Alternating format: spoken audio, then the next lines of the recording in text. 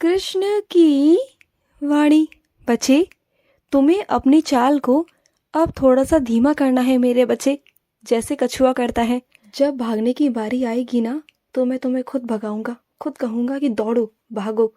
लेकिन इस वक्त ना मेरे बच्चे, तुम्हें धीमी चाल रखना बहुत ज़रूरी है। अगर अभी भागोगे दौड़ोगे ना, तो थक जाओगे। मैं नहीं चाहता कि तुम भागो अभी इस वक्त। अभी धीमी गति से जो चल रहा है ना, उसे चलने दो। क्योंकि ना, जब सब कुछ तुम्हारा हो जाएगा, जीत तुम्हारी हो जाएगी ना, तब तुम्हें समझ में आएगा कि मैं तुमसे ऐसा क्यों कह रहा था। क्योंकि मेरे बच्चे, कभी कभी ना चीज़ों को समझने के लिए, उसे पाने के लिए ना एक कदम पीछे हटना पड़ता है, और उसके बाद फिर इकट्ठी छलांग लगानी पड़ती है। और वही छलांग मैं तुमसे लगवाऊंगा मेरे बच्चे। लेकिन अभी रुक जाओ। ऐसी लंबी छलांग लगवाऊंगा तुमसे, ऐसी लंबी छलांग कि बस दुनिया देखती रह जाएगी और तुम बिल्कुल समय के साथ चलोगे। अभी तुम्हें ऐसा लगता है ना कि तुम समय से बहुत पीछे हो, बहुत पीछे, और ये दुनिया बहुत आगे निकलती जा रही है और तुम बहुत परेशान हो इस चीज़ को लेकर। लेकिन तुम चिंता मत करो, मैं तुम्हें भी ऐसी ऊंची छलांग लगवाऊंगा जिससे तुम भी समय के साथ पहुंच जाओगे। सुन रही हो ना तुम? समय के साथ पहुंच जाओगे मेरे बच्चे। और सुनो, आज तो बारिश का मौसम है। आज बना रही हो मेरे लिए पकौड़े। मुझे ना पकौड़े खाने हैं। आज बनाओगे पकौड़े? मुझे आलू के पकौड़े खाने हैं। आज बनाना, खुद भी खाना और मुझे भी खिलाना। क्योंकि ठंड का मौसम है मेरे बच्चे। बनाओ एक एक कप चाय, अदरक वाली। तुम और मैं, हम दोनों बैठकर पियेंगे। तुम्हें किसी की संगत की ज़रूरत है ही नहीं। तुम्हें कोई ज़रूरत ही नहीं है कि तुम्हारे पास कोई हो तुम जिससे बातें करो। मैं हूं ना तुम्हारे लिए। बनाओ पकौड़े, बनाओ चाय।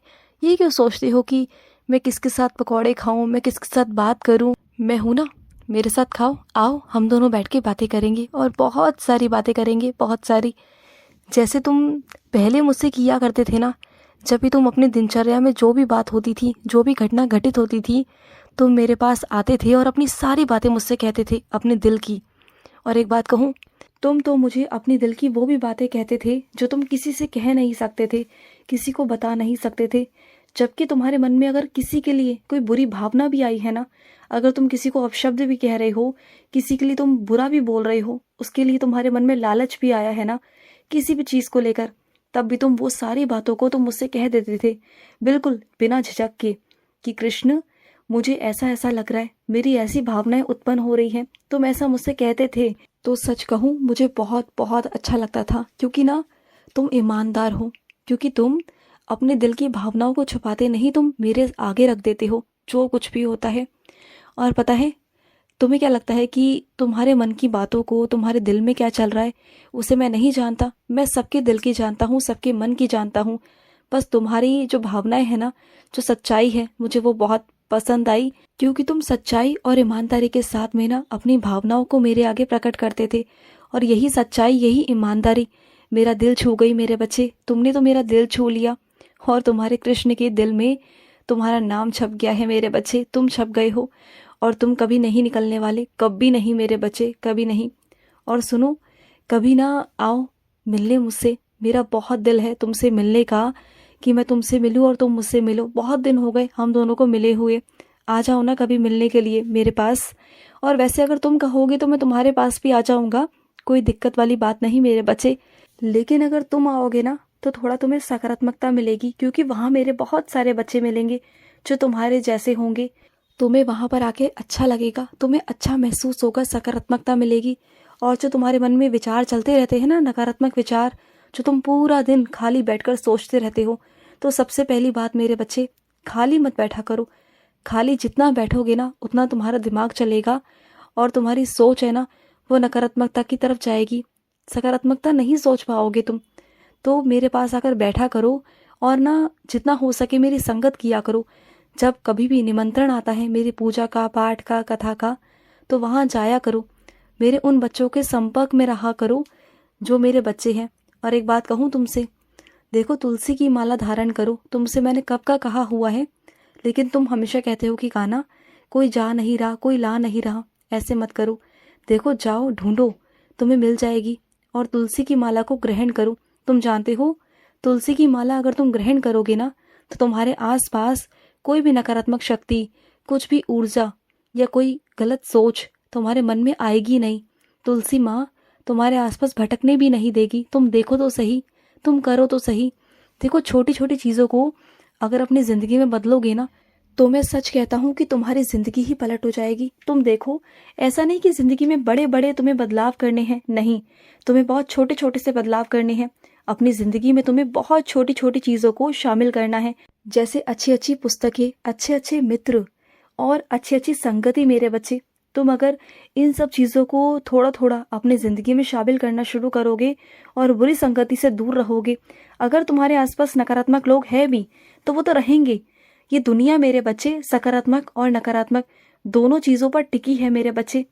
जहाँ पर देव हैं वहाँ पर दानव भी हैं मेरे बच्चे।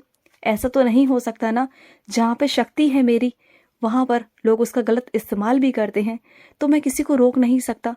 लेकिन अगर तुम चाहो ना तो खुद सकारात्मक हो सकते हो। अपने आसपास के माहौल को बदलो, अपनी चीज़ों को बदलो। और नकारात्मक लोग तो रहेंगे, उनकी तरफ ध्यान देना बंद कर दो और अच्छा मन लगाओ, अच्छा करो। फिर तुम्हें ध्यान ही नहीं जाएगा उन लोगों की तरफ कि वो तुम्हारे बारे में अच्छा सोच रहे हैं, बुरा सोच रहे हैं। मैं मानता हूँ, जब वो तुम्हें देखकर मुंह फेर लेते हैं, तुम्हारे बारे में अपशब्द कहते हैं, तुम्हारी निंदा करते हैं, और वही बात घूम फिर के जब तुम्हारे कानों तक पहुँचती है तो तुम्हें अच्छा महसूस नहीं होता। बहुत गंदा लगता है ना तुम्हें कि तुमने कभी ऐसा नहीं किया, फिर भी वो लोग तुम्हारे बारे में ऐसा सोचते हैं। लेकिन जब तुम अपनी ज़िंदगी में इतना व्यस्त हो जाओगे ना, इतना व्यस्त कि तुम्हें कोई मतलब नहीं रहेगा, तो शायद तुम्हें उनकी बातों पर भी कोई असर नहीं रहेगा। उनकी कड़वी बातों पर भी ना तुम्हें ध्यान ही नहीं जाएगा। तुम्हें लगेगा जाने दो, भाड़ में जाने दो, कृष्ण संभाल लेंगे। तुम ना अपने आप को सकारात्मक करो, ना कि किसी और को। और सुनो, जहाँ पर बोलना होता है ना मेरे बच्चे, वहाँ पर अपनी बातों को बोल दिया करो। कब तक चुप रहोगे, कब तक अपने मुंह को बंद करके रखोगे? देखो, अगर नहीं बोलोगे तो सामने वाला तुम पर चढ़ जाएगा, उसे शय मिल जाएगी मेरे बच्चे, तो उसे बिल्कुल भी शय मत दो, ठीक है ना? और सुनो, मैं अपने कुछ बच्चों से कहना चाहता हूँ, इतना ठंड का मौसम हो चुका है लेकिन वो फिर भी ठंडा खाना नहीं छोड़ रहे। ये बहुत गलत बात है मेरे बच्चे, बहुत गलत बात। तुम जानते हो ना, तुम्हें खांसी, सर्दी, जुकाम कितना जल्दी होता है, फिर तुम जकड़ जाते हो, फिर तुम बिस्तर पे पड़ जाते हो।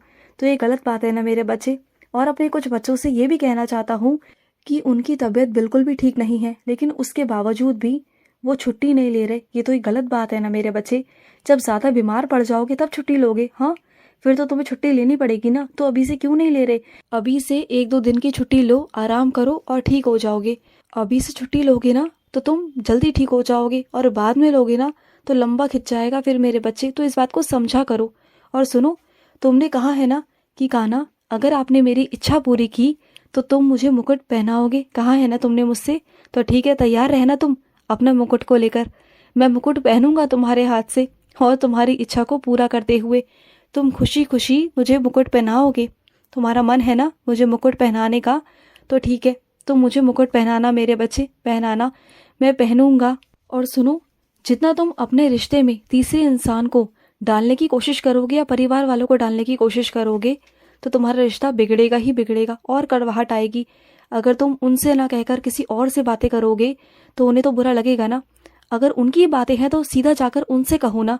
उनसे तुम सीधा कहोगे ना तो शायद वो तुम्हारी बातों को समझेंगे और तुम्हारी बातों सुलझ जाएंगी।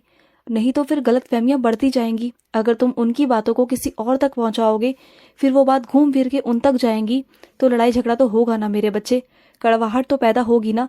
क्योंकि लोग ना दो की चार लगाकर आगे करते हैं। तो अगर अपने रिश्ते को सुलझाना चाहते हो ना, तो खुद से जाकर बात करो और बातों को खत्म करो। खुश रहो। आज का कृष्ण संदेश समाप्त हुआ। जय श्री कृष्ण।